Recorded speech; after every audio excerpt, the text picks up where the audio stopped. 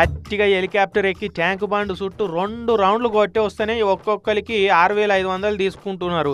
అసొంటిది పొద్దున దాకా హెలికాప్టర్ను auto engage తీసుకున్నట్టు గుత్తకు తీసుకొని మనతోటే ఉంచుకుంటే ఎంత ఖర్చు అవుతుంది ఏం కథ అని అనుకుంటాం కదా. కానీ కార్ల తిరిగిన దానికంటే గాలి మోటార్ల తిరిగిన దానికే మస్తు తక్కువ అంటున్నాడు తెలంగాణ మంత్రి ఉత్తమ్ సారు. అందుకే అడుగు దూరానికైనా కూడా గాలి మోటార్లనే తిరుగుతున్నామని చెప్తున్నాడు. పబ్లిక్ సంక్షేమం పైసలు ఆదా చేస్తాందుకేనట గాలి మోటార్లు ఎక్కి ప్రజాధనానికి శీద్రం పడకుండా కాపాడుతున్నాడట సారు.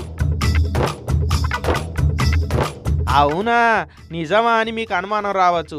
అయితే కార్లు వేసుకొని పోతే అవి లీటర్కు 4-5 కిలోమీటర్ల మైలేజ్ కూడా ఇస్తలేవట. 10 గల కార్లలో ట్యాంక్ ఫుల్ కొట్టించుకొని పోతే డీజిల్ ఖర్చులు దండగా అవుతున్నది, మస్తు టైం వేస్ట్ అవుతున్నది. అదే గాలి మోటార్ ఎక్కిపోతే అగ్గోకే కిరాయికి ఇస్తున్నారు, 7కైనా అర్ధగంటలు వెళ్ళిపోతున్నాం. ఎల్బీ నగర్ ఉప్పల్ షేర్ ఆటో ఎక్కినట్టు 3-4 మంత్రులను ఒకటే హెలికాప్టర్